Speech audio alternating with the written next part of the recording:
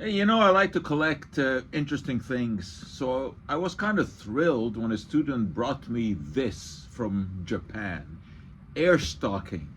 I had never heard of such a thing, but as it turns out, you spray it on your leg if you're a lady, and it covers up blemishes. It kind of makes it look like you're wearing stockings.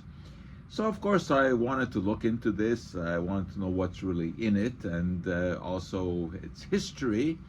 And it turns out that there is a history there. And it goes back, about 70 years. Not with this specific product, but with the idea of covering up your leg to make it look like you're wearing stockings.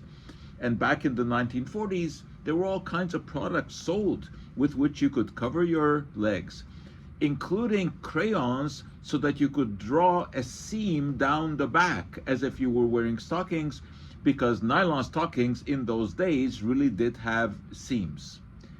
Well, therein lies an interesting historical story of nylon. Nylon was invented in the 1930s by Wallace Carruthers at the DuPont Company, and it was immediately successful. Nylon stockings replaced silk stockings. Women loved the sheerness of these stockings. There was a lot of advertising. There was this giant 35-foot nylon stocking that was displayed in Los Angeles. And ladies stood in line wanting to get their hands on these newfangled stockings that were made from petroleum, because that's where the raw materials come from. Hexamethylene diamine is what Carruthers mixed together to make nylon.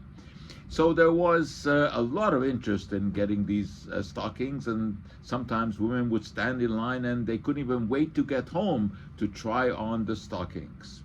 And they were manufactured on a very large scale.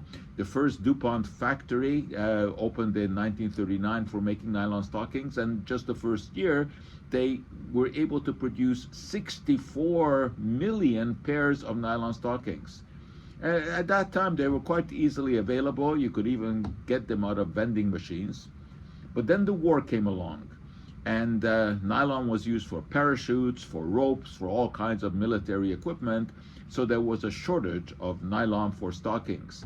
And that's when ladies started to paint their legs with various products, including putting on the seam, so it looked like they had stockings.